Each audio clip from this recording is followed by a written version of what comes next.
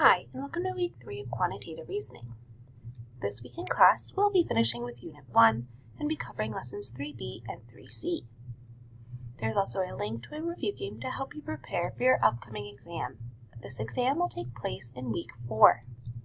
Please make sure you are closely following your timeline, which I linked down here, for upcoming due dates and assignments, such as your homework check and your notebook check.